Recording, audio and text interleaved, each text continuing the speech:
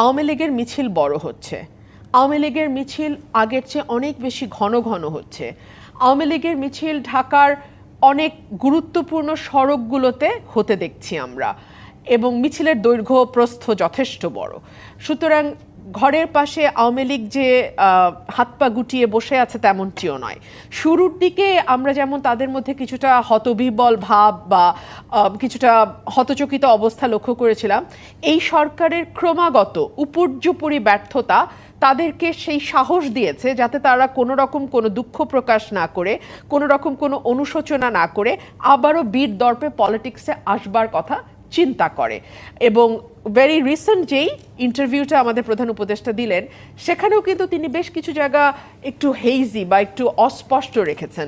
তিনি বলেছেন যে আমরা আওয়ামী লীগকে নিষিদ্ধ করিনি, তাদের কার্যক্রম স্থগিত আছে আপাতত, এবং তারা নির্বাচনে অংশ নেবে কি নেবে না এটা নির্বাচন কমিশন ঠিক করবে।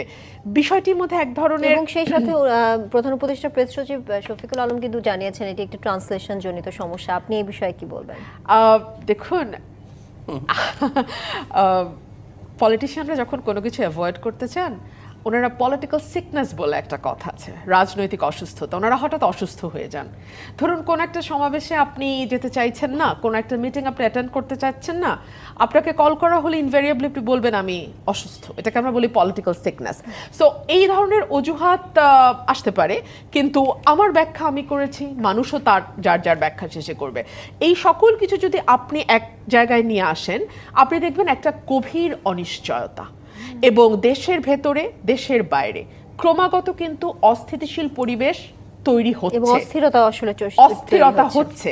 আপনি দেখুন 700-র উপরে পূজা মণ্ডপে অসুরের চেহারায় দাড়ি বসানো হয়েছে। আমি কোনো গোষ্ঠী, কোনো সম্প্রদায় কিংবা কোনো ব্যক্তি আমি এজন্য দায়ী করব না। কোনো একটা মহল চাইছে দেশটা অস্থিতিশীল হোক, এবং কোন মহল এটা আমি জানি না, কিন্তু আপনিও জানেন না। সরকারের দায়িত্ব ওই মহলটিকে খুঁজে বের করা। আপনি দেখুন প্রতিদিন কোথাও না কোথাও মব ভায়োলেন্স হচ্ছে, সরকার নিন্দা জানানোর বাইরে। আচ্ছা, কোনো সরকার যে নিজেকে নিজে নিন্দা জানাতে পারে এটাও বাংলাদেশে একটা অভূতপূর্ব দৃষ্টান্ত। আমরা কিন্তু তার বাইরে সরকারকে কোনো কার্যকর পদক্ষেপ নিতে দেখি নাই। এখনই আপনার হেডলাইনে যাচ্ছিল 6,67,000 কোটি টাকা মন্দরিন, বাংলাদেশের ইতিহাসে এত মন্দরিন কোনোদিন হয় না, 2.5 লক্ষ কোটি টাকা এক বছরে হয়েছে। আমরা কিন্তু কেউ এখনো প্রশ্ন তুলি নাই, যখন বাংলাদেশে কেবলমাত্র নৌকা এবং নৌকাই নির্বাচন করেছে, তখন নৌকার পাশাপাশি আরেকটা পোস্টার সারা বাংলাদেশে উড়ে বেরিয়েছে, সেটা হাত পাখা, ইসলামী আন্দোলন। আমরা কিন্তু কেউ প্রশ্ন করি নাই যে ইসলামী আন্দোলন কি করে গত 15 বছর বাংলাদেশের মাটিতে নিরঙ্কুশভাবে তাদের মহাপ্রতাপে রাজনীতি করে যেতে পেরেছে, যেখানে বিএনপির মতন এত বড় একটি পলিটিক্যাল পার্টিকে কমপ্লিটলি মাটির সঙ্গে মিশিয়ে দেবার চেষ্টা করা হয়েছে। আমরা কিন্তু প্রশ্নগুলো কখনো তুলি নাই, এবং তুলি নাই বলেই এখন তিনি অফেন্স ইজ দ্য বেস্ট ডিফেন্সের মতো আগেই নিজের ডিফেন্সটা নেওয়ার একটা চেষ্টা করছেন। দেখুন, 3টা জিনিস খুব গুরুত্বপূর্ণ: 72-এর সংবিধান, ভারতের স্বার্থ রক্ষা, এবং বিএনপি। 72-এর সংবিধান কি আসলেই 72-এর সংবিধান আছে, নাকি 17টা সংস্কারের পরে এটা একটা নতুন রূপ নিয়েছে? এইটা একটা বিরাট প্রশ্ন। এই 72-এর সংবিধান থাকা অবস্থায় বাংলাদেশের রাষ্ট্র ক্ষমতায় বিএনপি ছিল, আওয়ামী লীগ ছিল, জাতীয় পার্টি ছিল, এবং বিএনপি, আওয়ামী লীগ এবং জাতীয় পার্টির সঙ্গে বিভিন্ন সময় জোটের সঙ্গী হয়ে অন্যান্য রাজনৈতিক দলগুলোও ছিল। সো এই যে 16টা 17টা অ্যামেন্ডমেন্ট, এই অ্যামেন্ডমেন্টগুলোর মধ্যে কিন্তু প্রত্যেকটা পার্টির কিছু না কিছু কন্ট্রিবিউশন আছে। সো এটাকে যদি আপনি 72-এর সংবিধান ধরেন, দ্যাট ইজ নট রাইট। ভারতের স্বার্থ, বাংলাদেশে গত 15 বছর আপনি যদি গণতন্ত্রের পক্ষে বলতেন, মানুষের ভোটের অধিকারের পক্ষে বলতেন, আইনের শাসন, ন্যায় বিচার, বৈষম্য নিরসনের কথা বলতেন, আপনাকে একটা কথা দিয়ে থামিয়ে দেয়া হতো: আপনি মুক্তিযুদ্ধের চেতনার বিরোধী এবং আপনি রাজাকার শাবক। এই শব্দটা আমার মনে আছে, কারণ আওয়ামী লীগের তথ্যমন্ত্রী আরাফাত একটা বিরাট কলাম লিখেছিল যে রাজাকার শাবকদের বাংলাদেশে বাস করার অধিকার আছে কিনা। এখন আমরা দেখছি 5ই অগস্টের পর সব একই রকম আছে, তেমন কিছুই বদলায় নাই। নতুন নতুন অনেক কিছু যুক্ত হচ্ছে, মব কালচার যুক্ত হয়েছে, বাড়ি বাড়ি ঢুকে ডাকাতি যুক্ত হয়েছে, অনেক কিছু যুক্ত হয়েছে। সেই সঙ্গে রাজাকারের বদলে এখন ভারতের দালাল রয়ের এজেন্ট ট্যাগ দেওয়ার সংস্কৃতি শুরু হয়েছে। অর্থাৎ হাসিনা যেভাবে মুক্তিযুদ্ধকে ব্যবহার করে করে করে করে করে করে বিষয়টিকে একেবারে খেলো করে ফেলেছিলেন, আওয়ামী লীগ মুক্তিযুদ্ধকে একেবারে খেলো করে ফেলেছিল, অতি ব্যবহারে লেবু বেশি ইয়ে করলে তো তিতা হয়ে যায়, সেরকম করে ফেলেছিল। একই রকম তেতো করা হচ্ছে। আপনি এখন মানুষের ভোটের অধিকারের কথা বলেন, আপনি একটা নির্বাচনের কথা বলেন, আপনি বাক স্বাধীনতা প্রকাশ হিসেবে আপনি ফেসবুকে আপনার মতামত দেন কিংবা টকশোতে আপনি কথা বলেন, মুহূর্তের মধ্যে আপনি হয়ে যাবেন রয়ের এজেন্ট, ভারতের দালাল। Very interesting. গত 15 বছর ভারতের বিরুদ্ধে কিন্তু খুব টু শব্দটা আমরা কাউকে তেমন করতে দেখি নাই।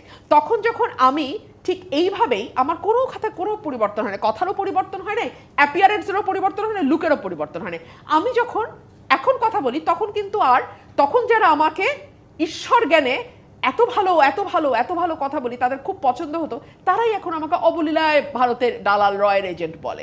সো এই যে একটা সংস্কৃতি যে মতের সঙ্গে না মিললেই তাকে মেলাইন করার জন্য আপনি যে কোনো কিছু বলেন, এটাই 15 বছর ধরে চলে এসছে এবং সেটার কন্টিনিউয়েশন আমরা এখনো দেখতে পাচ্ছি। আপনি ইসলামী ঐক্যজোটের যে কথাটা বললেন না, সেটা এই জায়গা থেকে খুব ভিন্ন কিছু না।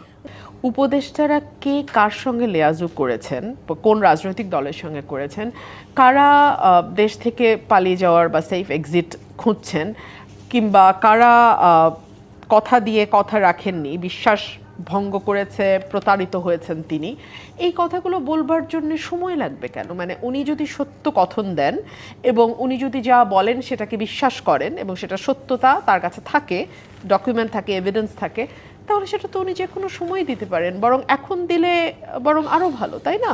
উনি ঠিক কোন সময়টা মনে করছেন যে সেই সময় বললে পারফেক্ট হবে?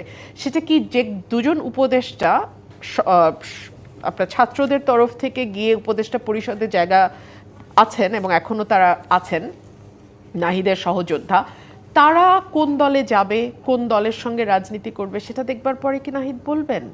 বা সেইটার দিকেও কি তিনি তাকিয়ে আছেন যে সেই সিদ্ধান্তের উপর আসলে তার অনেক কিছু বলা না বলা নির্ভর করছে? বিকজ উপদেষ্টাদের নিয়ে কিন্তু অনেক রকম অভিযোগ আমরা গত এক বছরে মেইন স্ট্রিম মিডিয়াতেই দেখেছি, কোনো ফেসবুক বা সামাজিক যোগাযোগ মাধ্যমে মেইন স্ট্রিম মিডিয়াতে দেখেছি। উপদেষ্টাদের পিএস এপিএস এ দুর্নীতির খবর আমরা মেইন স্ট্রিম মিডিয়াতে দেখেছি। সো তারপরেও যদি ওনার মনে হয় যে কাউকে কাউকে বিশ্বাস করে তিনি প্রতারিত হয়েছেন, কাদেরকে বিশ্বাস করেছেন, কোন কথা মানে কোন বিষয়ের উপর তিনি বিশ্বাস করেছেন এবং কিভাবে তিনি প্রতারিত হয়েছেন, তাহলে এটা আমাদের জন্য সহজ হতো। এই উপদেষ্টা পরিষদের একজন সদস্য কিন্তু উনি নিজেও ছিলেন। সো উনি অনেক কিছুই হয়তো আমাদের চেয়ে অনেক ভালো জানবেন এবং আমার মনে হয় যে ক্ল্যারিটি এবং ট্রান্সপারেন্সির কোনো বিকল্প নাই। উনি যদি যত দ্রুত এই কথাগুলো বলে দেন ততই তো ভালো, না?